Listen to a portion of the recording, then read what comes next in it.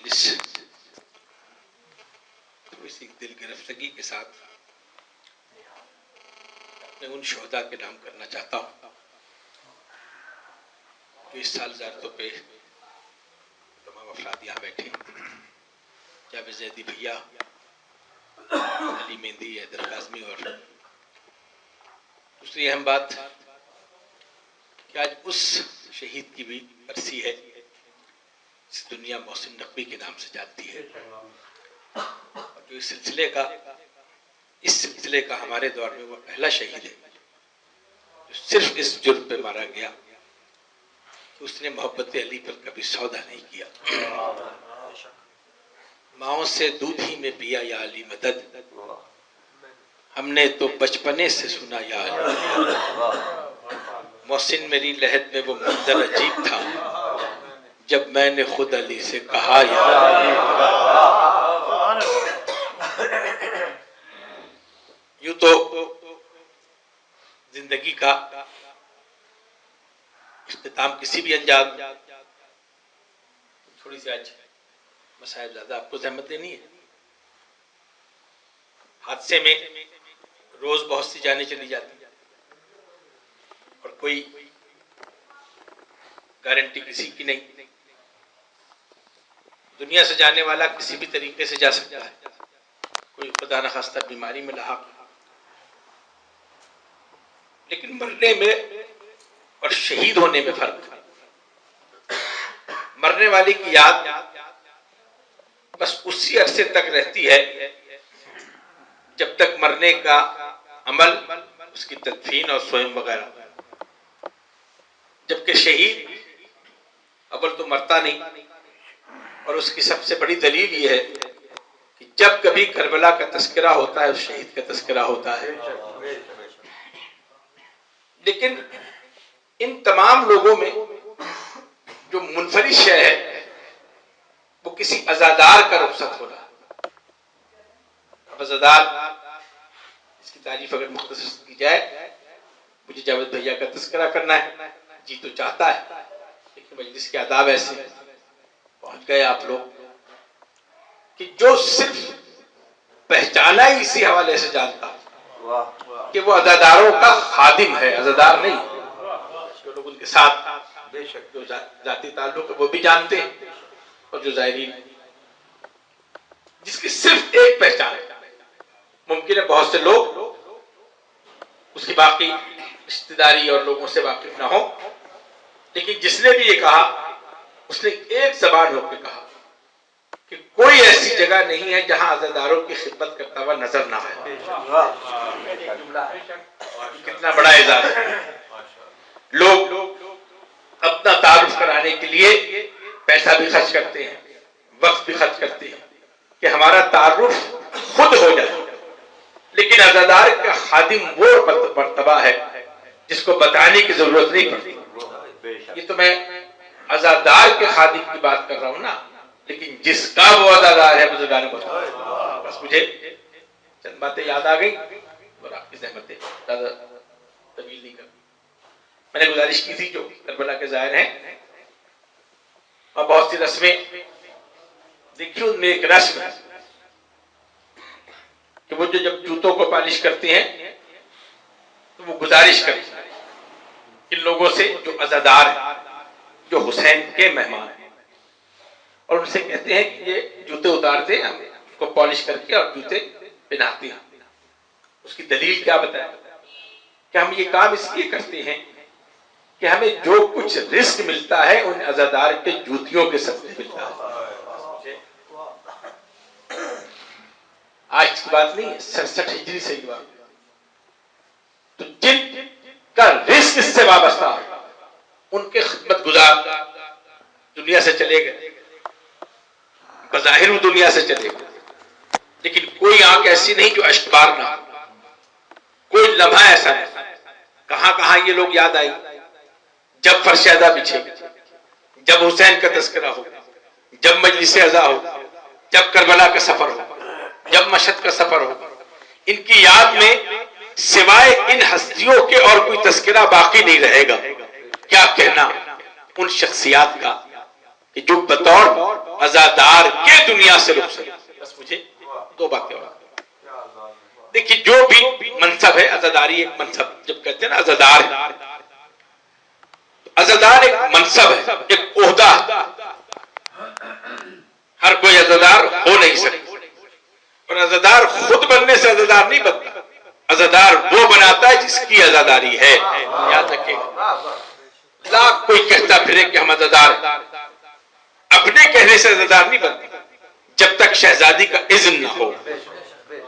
اور عزادار وہی ہوتا ہے پہچان بتا کہ ساری زندگی اپنی تمام قوتوں کو استعمال کر کے وہ کتنا بڑا عزادار بنا، لیکن اگر مرنے کے بعد اسے کوئی عزادار کے نام سے یاد نہ کرے تو وہ عزادار نہیں ہوتا. اور ایسے بھی ہیں جو سب جھکا کر عزاداروں کی خدمت کرتے ہیں، لیکن پورے پنڈی اسلام آباد اور جہاں جہاں پاکستان نے سنا، سب نے جاوید کو ایک ہی نام سے یاد کیا کہ یہ وہ عزادار ہے جو عزاداروں کی خدمت کرتا تھا. توجہ رکھیے. منصب ہے، سرکاری ملازمین ہیں بہت سے. جب منصب ہے تو منصب کسی مقام پر جا کر سبکدوش ہو جائے. فلاں صاحب بڑے عہدے پہ فائز ہیں لیکن اب سبکدوش، یہ سابق افسر ہیں، یہ سابق سیکرٹری ہیں، یہ سابق صحافی ہیں. لیکن کبھی آپ نے سنا کہ یہ سابق ذاکر ہے، یہ سابق عزادار ہے، یہ سابق نوحہ خان ہے. اس لیے کہ سابق وہاں ہوتا ہے جہاں محدود عرصے کے لیے ہو، جہاں عہدہ محدود عرصے کے لیے ہو. عزادار کا عہدہ وہ ہے جو اس عارضی دنیا میں محدود ہوتا ہے. اس دنیا میں جہاں موت نہیں ہے وہاں سے عزاداری شروع ہوتی ہے. کچھ منظر دیکھنا ہے جو دنیا سے قبر میں اتارا، آپ نے لحد میں اتارا، کیا کہہ کے اتارا کہ یہ عزادار امام حسین ہے. میں بارہا گزارش کر رہا ہوں یہ باتیں اپنے ذہنوں میں بچے محفوظ کر لیں کہ یوں ہی زبان نہیں بننی، یوں ہی الفاظ نہیں بننے. مجلس اعضا کے میں 15 سال سے گزارش کر رہا ہوں کہ ایک ایک لفظ پر غور کریں. فرش کو فرش اعضا کیوں کہتے ہیں، اس کو چاندنی کیوں کہتے ہیں، یہ ساری وہ باتیں ہیں جو کبھی ایک تفصیلی بحث ہو. لیکن آج ایک گزارش کرنا چاہتا ہوں اور وہ آپ کے حوالے کا. دیکھیے جب آپ کہتے ہیں نا عزادار ایک منصب ہے تو یہ سبکدوش تو کبھی نہیں ہو. جب عزاداری کا ذکر ہو وہ عزادار یاد آئے.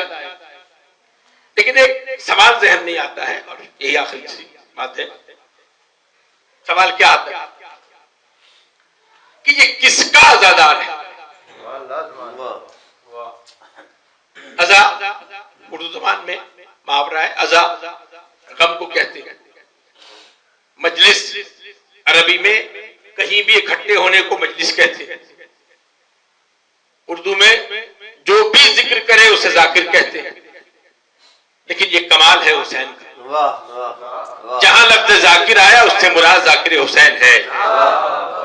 کتنے ذکر کرنے والے، اللہ کے ذاکر بہت سے جو سارا دن اللہ کا ذکر کرتے رہتے. ناصر عباس شہید کا جملہ ہے فَاذْكُرُونِي أَذْكُرْكُمْ وَاشْكُرُوا لِي وَلَا تَكْفُرُونَ. اللہ نے کہا کہ تم میرا ذکر کرو میں تمہارا ذکر کروں. اللہ نے اپنے آپ کو ذاکر کہا ہے، مولوی نہیں کہا. ذکر کرو میں تمہارا ذکر کروں گا. اب یہ سارے منصب ہے. اب جو ہماری زبان میں ایک لفظ ہے، اللہ بھیا کو اور جاوید بھیا کو اور جو ان کے ساتھ شہید ہوئے ہیں، نقوی اللہ ان تمام شہداء کو درجات عالیہ عطا فرمائے. یہ نہ سمجھیے عزاداروں کو ختم کر دینے سے عزاداری ختم ہو جائے گی. یہ اسی لیے ہم اپنے آپ کو بوترابی کہتے ہیں. تراب کی صفت یہ ہے کہ وہاں ایک بیج بو کے وہاں سے 10 درخت نکلیں گے. عزاداری کاشت کرنے کا نام ہے. اور بس مجھے یہ بات آپ تک پہنچانی ہے کہ ہمارے یہاں لفظ استعمال کرتے ہیں اور اس کو غور کیجیے گا. ہو سکتا ہے کہ میرے بتانے کے بعد اس کو تبدیل کرنے کی کوشش کی جائے، حرام قرار دے دیا جائے. میں یہ باتیں کرنا نہیں چاہتا لیکن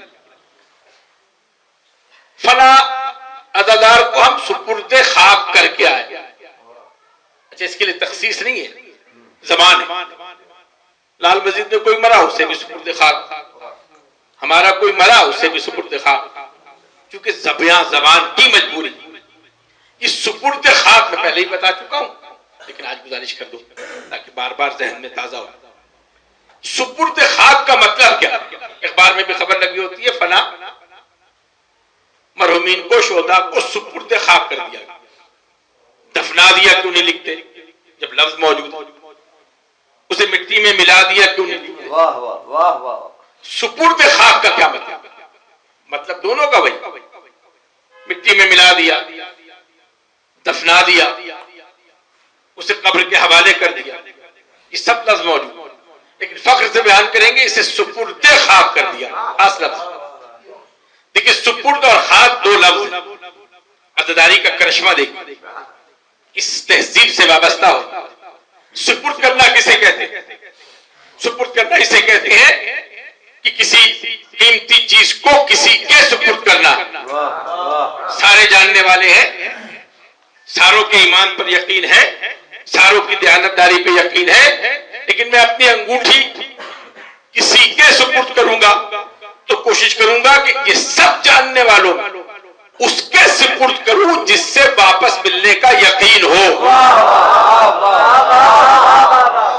کسی کے ایمان پہ شک نہیں, سب سے امید ہے نا, لیکن تلاش کروں گا کہ جس سے یقیناً ہمیں واپس ملے.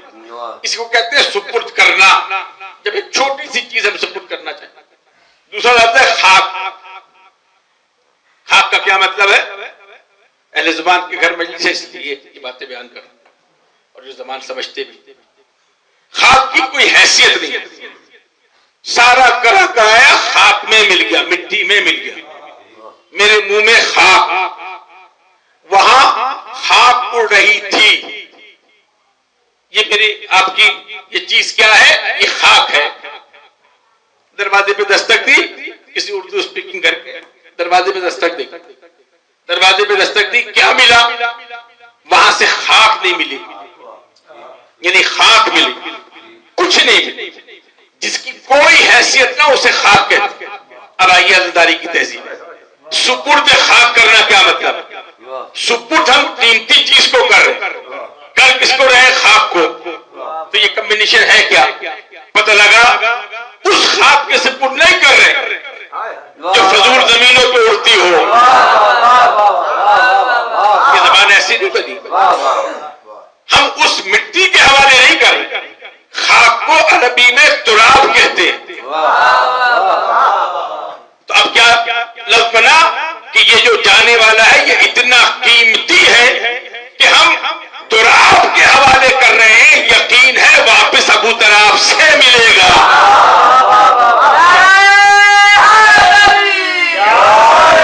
تراب کی کیا مجال, زبان کا لفظ استعمال کرنا حوالے کرتے ہوئے ذہن میں ہوتا ہے کہ تراب کی جرت کیا ہے کہ اس کے جو حوالے کرے وہ اپنے باپ کو واپس نہ کرے.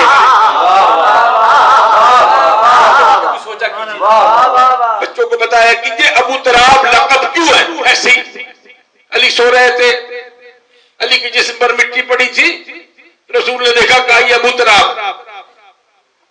صحیح بخاری کی حدیث نہیں ہے, صحیح مسلم کی نہیں ہے. رسول نے جب بھی علی کو کوئی لقب دیا ہے خود سے نہیں دیا, وہاں سے آیا. ابو تراب کا کہنے کا کیا مطلب؟ تھوڑا سا وقت اور ہے, زبان بات آ گئی. اکثر تذکرہ میں کرتا ہوں.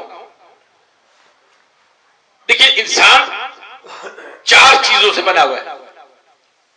میں آج کے انسانوں کی بات نہیں کر رہا, آج کل تو انسان حیوانیت سے بنا ہوا ہے, لیکن جو انسان کا خمیر ہے وہ 4 چیزیں. بچے بتائیں گے, آگ, ہوا, پانی, مٹی. آئیے زبان کی طرف. جب تک تہذیب عزاداری سمجھ نہیں آئے گی, نہ زبان سمجھ آئے گی, نہ تہذیب سمجھ آئے گی. 4 چیزوں سے بنی ہوئی, 4 چیزوں کا مقدار برابر ہے.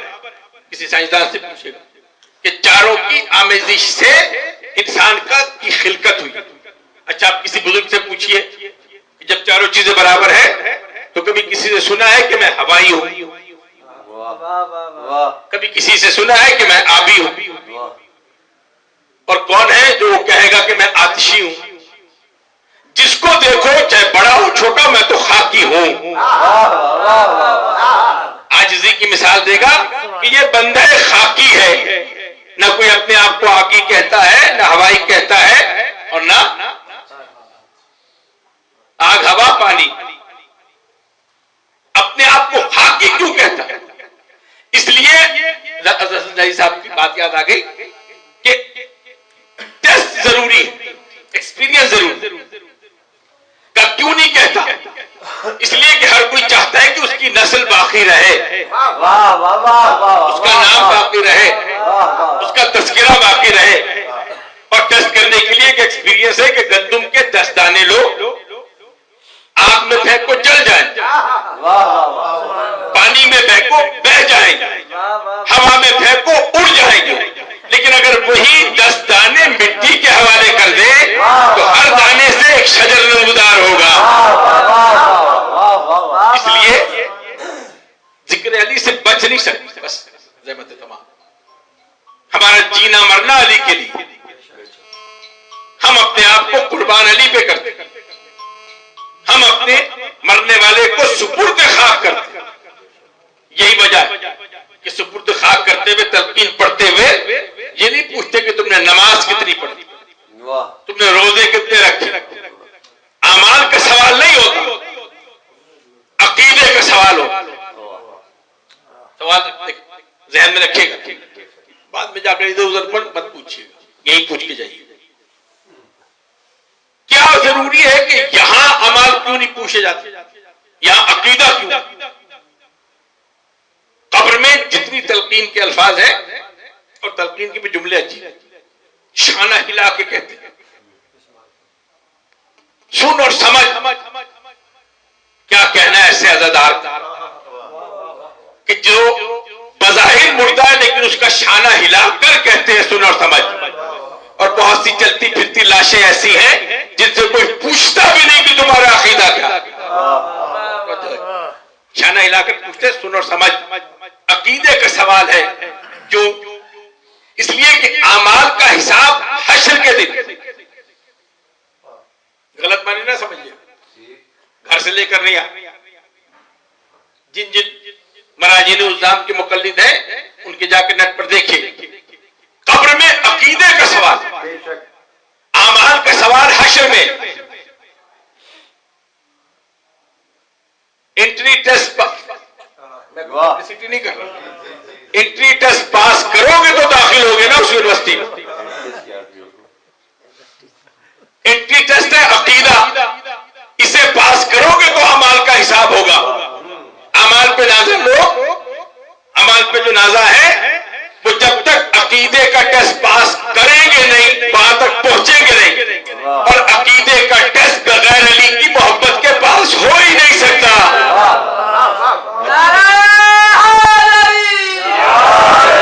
یہ الجھن بڑی ہے اور اب تو بڑھتی جا رہی۔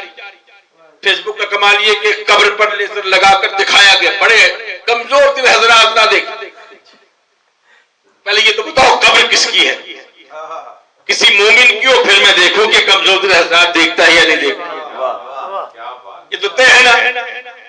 دعا کیجئے میرے ساتھ، ہمیں عقیدہ ورثے میں ملا ہے، ہم اپنے بچوں کو منتقل کر رہے ہیں کہ قبر میں علی آئیں گے، جن کا عقیدہ ہے اللہ کرے آئے، اور جن کا عقیدہ ہے دعا کرے اللہ کرے نہ۔ دو ہی باتیں ہیں۔ اہل بیت کے ماننے والے شیعوں کا عقیدہ ہے کہ قبر میں علی آئے، اور اہل سنت کا عقیدہ ہے قبر میں بچھو آئے۔ دیکھیے بغض علی کا کرشمہ دیکھیے، کتاب ہے دیکھیے گا جا کر۔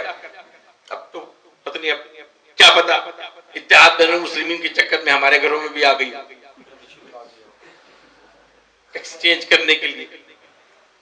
موت کے بعد، مرنے کے بعد، موت کا منظر مرنے کے بعد کیا ہوگا اس میں لکھا ہوا تھا کہ جب انسان مرتا ہے تو قبر میں ایک بچھو آتا،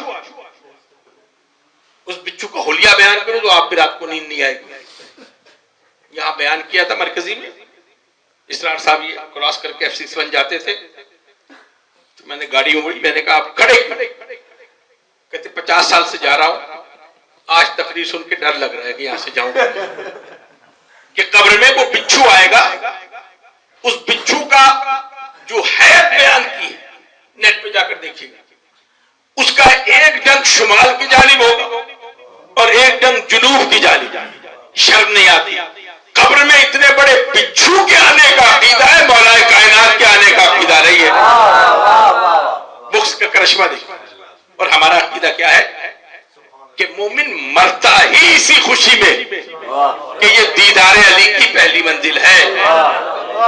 بس دو جملے ہیں اور پھر مسائل. اللہ جاوید بھیا کو, حیدر مہندی کو, حیدر قاسمی کو, علی مہندی کو, اور جو شہدائے ملت جعفریہ ہیں انہیں بلند درجہ عطا. جنت الفردوس کی دعا نہ کیا کیجیے. عزاداروں کو جنت نہیں چاہیے ہوتی, عزاداروں کو کربلا چاہیے ہوتا. مناقب الشہرا کی ایک روایت, اور آپ کی زحمت تمام,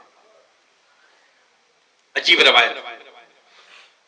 کہتے جب کوئی مومن دنیا سے رخصت ہوتا ہے نا تو ملک الموت اس کی روح براہ راست قبض نہیں کرتا, پہلے اس بی بی سے اجازت لیتا ہے جس کا عزادار ہے. عجیب روایت. کوئی مومن ہمارا عزادار, حسین کا عزادار, بغیر شہزادی کے اذن کے اس کی روح قبض نہیں کرتی.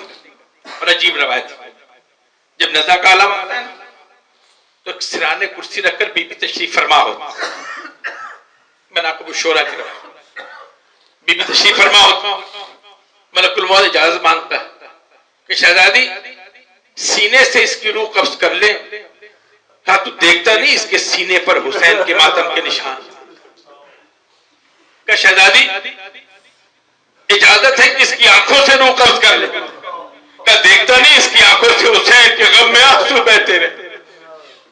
کبھی بھی اجازت ہے کہ اس کے کانوں سے روح قبض کر لے. کہ جانتا نہیں بچپن سے یہ حسین کا ماتم کر رہا, حسین کا عزاداری اس کے کانوں میں. ہاتھ جوڑ کے کہتے ہیں بی بی پھر مجھے کیا حکم ہے؟ مناقب الشہرا کی رائے. پھر بی بی حکم دیتی ہے, وہ جاتا ہے اور جنت سے ایک پھول لے کر آتا ہے. سخت مصائب ہے, معاف کیجیے گا بزرگان کرام. جب بچے شہید ہوئے نا پشاور, تو ان ماؤں کے بیان کرتے ہوئے آپ نے دیکھی, وہ مائیں جنہوں نے اپنے بچے کو قربان نہیں کیا, بچے قربان ہوئے, کیا ان کو دیکھ کر کربلا کی مائیں نہیں یاد آتی جنہوں نے اپنے بچوں کو تیار کر کے قربان کیا؟ جنت سے وہ پھول آئے گا اور شہزادی کی عزت سے اس کی روح اس پھول میں تحلیل ہو جائے گی. عجیب عجیب جملے بے ساختہ یاد آئے. قیامت کے دن زمینوں سے, قبروں سے مردے اٹھائے جائیں گے. دیکھیے عقیدے کی بات کر رہا ہوں.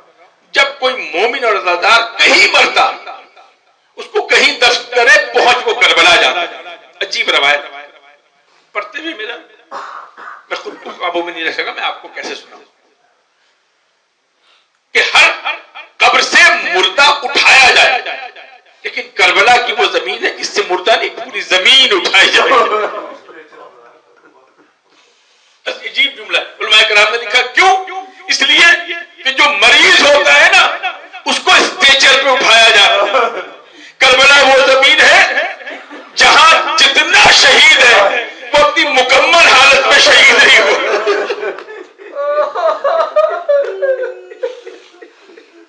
روزہ عباس جائے بیٹھے بچوں یاد آتا یار آپ کی خدمت میں پیش کروں. جناب قاسم کی مجلس سنتے ہیں نا کہ جب قدیم ظاہر کربلا کی حدود میں پہنچتے تھے تو اپنے آپ کو سواری سے ملا دیتے تھے. اس کے بعد گھٹنیوں اور کونیوں پہ چل کر پہنچتے تھے قبر حسین. کوئی پوچھتا تھا کہ آپ پاؤں کے ذریعے کیوں نہیں چلتے؟ کہ خدا جانے قاسم کے لاش کے ٹکڑے کہاں تک گئے. بس ایک روایت اور زحمت تمام. ابو الفضل عباس کے روزے کی زیارت کرنے والے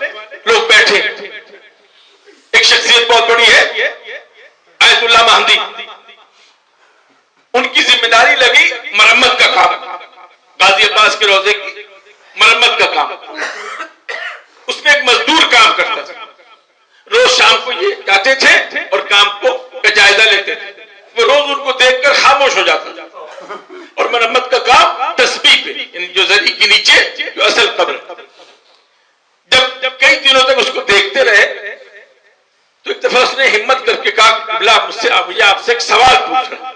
انہیں اندازہ ہو کہ کچھ پوچھنا چاہتا، کہا پوچھو۔ کہا میں نے سنا ہے آپ لوگ بتاتے ہیں کہ حضرت عباس کا قدر بہت بڑا۔ کہا جب گھوڑے پہ بیٹھتے تھے تو تلوار زمین پر رکھ دیتا تھا۔ چپ ہو گیا، کہا یہی بیان کیا؟ کہا علی کا بیٹا تھا، دراز قد کا تھا۔ کہا جب قد اتنا بڑا تھا تو قبر اتنی چھوٹی سی کیوں؟ سر سے ماما اٹھایا، آیت اللہ مہدی نے سر سے ماما اٹھایا، سر کو پیٹنا شروع کیا۔ کہا تو نے عجیب جملہ پوچھا ہے، عباس کا قد دراز تھا لیکن عباس کا لاشا نہیں ہے، ٹکڑوں میں تقسیم ہوا ہوا عباس سمیٹ کر اس جگہ دفن کی۔ بڑے لازمی ان آنسوؤں کا واسطہ ہماری عبادت قبول فرما۔ جو ہمارے شہداء ہیں، جابر زیدی بھیا، مہدی حیدر کاظمی اور جو شہداء ملت جعفریہ محسن نقوی سمیت، پروردگار ان سب کو درجات عالیہ عطا فرما۔ پروردگار تجھے واسطہ محمد والے محمد کا، جہاں جہاں فرش ازائے حسینی بچتی ان گھروں کو قیامت تک آباد اور شاد رکھے۔ پروردگار تجھے اس ماں کا واسطہ، دنیا آپ کو چھوڑ دے تو چھوڑ دے لیکن حسین کی ماں آپ کو تنہا نہیں چھوڑے۔ عجیب عجیب روایت نظر سے گزری ہیں، جب کوئی حسین کا عزادار شہید ہوتا ہے یہ ماں بقیہ چھوڑ دے، بقیہ میں یہ ماں نہیں ہوتی، اور اس ماں کو بقیہ چھوڑنے کی کئی روایتیں ہیں۔ کبھی آپ کو بغداد کی پل پہ یہ ماں نظر آئی، کبھی فرات کے کنارے نظر آئی، کبھی خیموں کے پیچھے روتی بھی نظر آئی، اور تو اور جہاں حسین کا ماتم ہو یہ ماں سب سے پہلے پہنچ جاتی۔ پروردگار تجھے مادر حسین کا واسطہ عزاداروں کو سلامت رکھ، پروردگار دشمنوں کے شر سے محفوظ رکھ، جو بے اولاد ہیں ان کو اولاد کی نعمت سے سرفراز فرما، جو بیمار ہیں محمد علی پروردگار بیمار کے مولا کا واسطہ انہیں شفاء کاملہ اور عاجلہ عطا فرما، جو مقروض ہیں انہیں قرض سے نجات دلا، جو کربلا کی زیارت سے مشرف ہو چکے ہیں، جو اپنی پلکوں سے روضہ حسین کو، غازی عباس کے روضوں قلعہ زینبیہ کو چوم کر آئے، پروردگار ان کی زیارتوں کو قبول فرما، اور جو دلوں میں حسرت رکھتے ہیں پروردگار اپنے خزانے قدرت سے انہیں بھی اس بارگاہ میں شرف بازیابی عطا فرما۔ پروردگار واسطہ محمد والے محمد کا، جو بچے امتحانی مراحل سے گزر رہے ہیں انہیں کامیاب و کامران عطا فرما، مرحومین کی مغفرت فرما۔ ربنا تقبل منا انک انت السمیع العلیم۔